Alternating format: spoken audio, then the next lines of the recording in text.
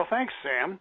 And for those of you who were listening to the introductory music, boy, I tell you, a little Richard Wagner in the afternoon is something to get your blood moving.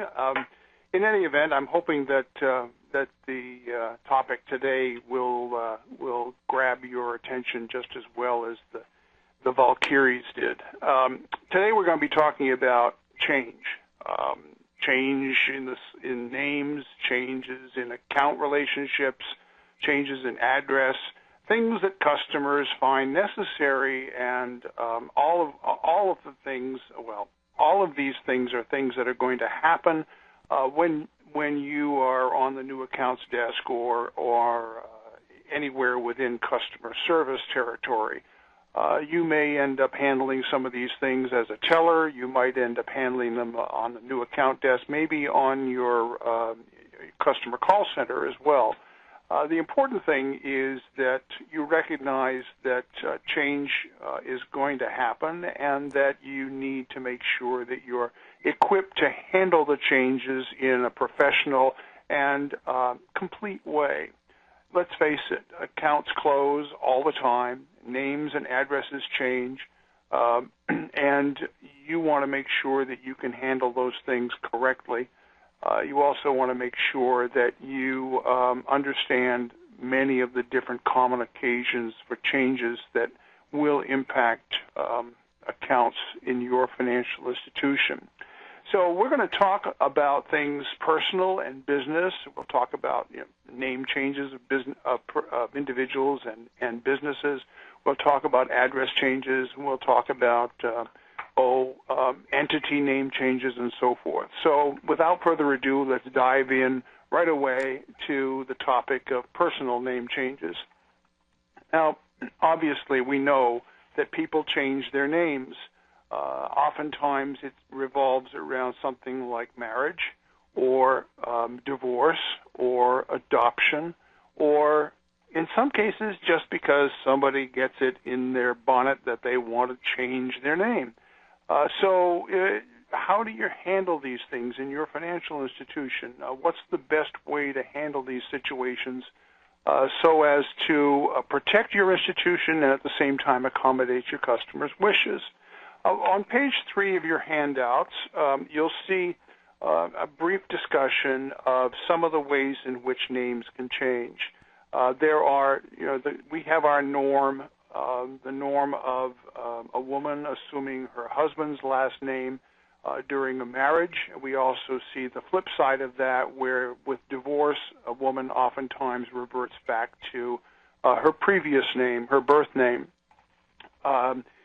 There are also situations, believe it or not, where husbands adopt their wives' last names, and even in this country, where that's not the social norm. But if someone had a really difficult last name or a really difficult family, perhaps, he might decide that he'd be better off using his wife's last name. And it's not illegal; it's just unusual.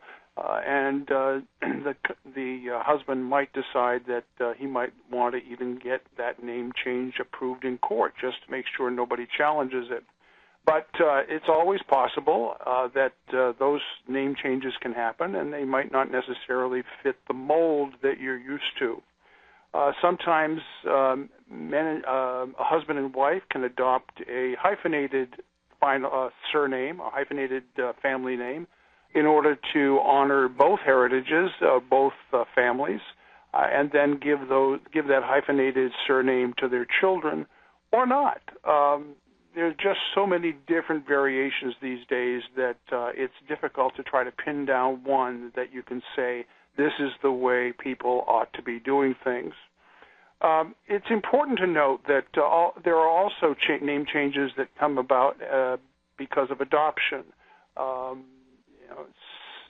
Sam Smith or Sammy Smith, birth name, might find his name changed to John Jones if he's adopted by the Jones family, and it may in fact be something over which he has no control since he's a minor, but typically adoptive name changes take place through through the courts, through probate court, when the adoption is approved. So, and typically adoptive name changes are not a concern of banks unless they happen to have an account in the name of a minor on their books.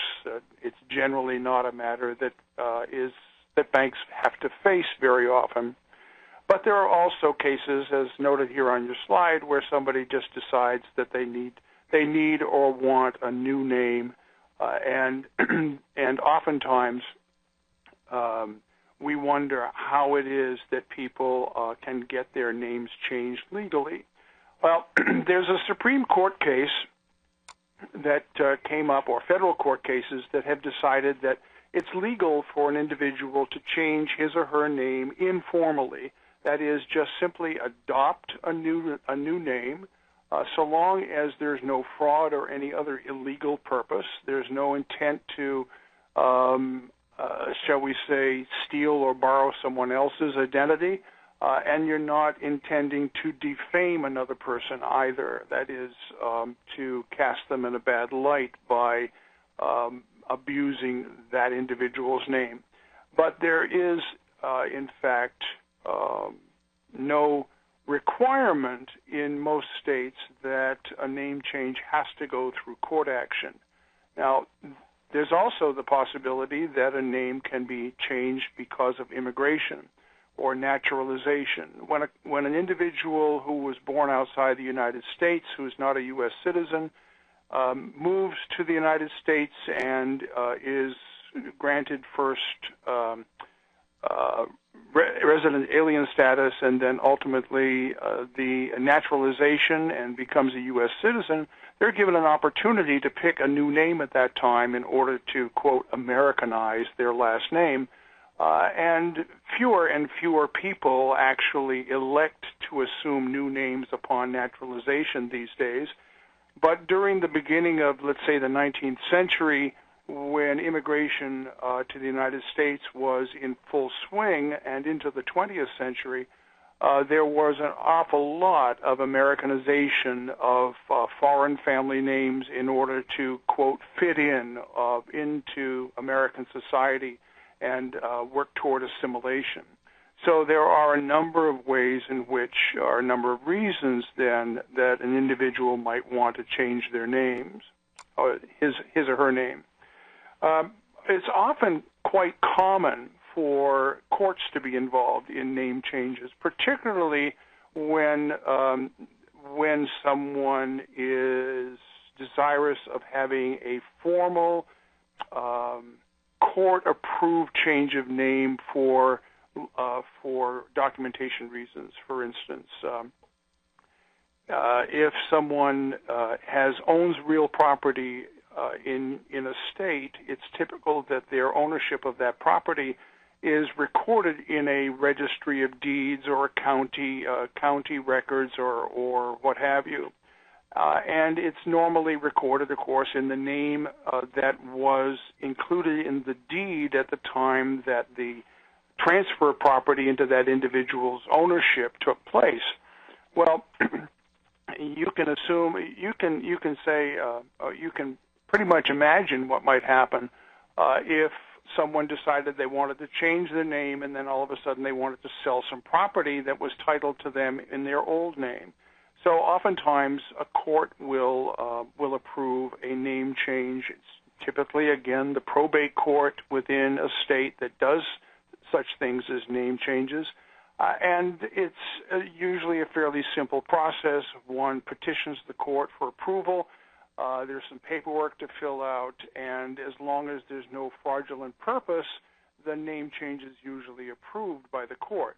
Now, there are some restrictions upon the name change capability when you go through the courts, however. For instance, some states don't allow names with numerals in them. They have to be letters. And there are certain names that a court would not approve, just like a registry of motor vehicles wouldn't approve certain words on license plates for reasons of public decency, I guess. And finally, the court wants to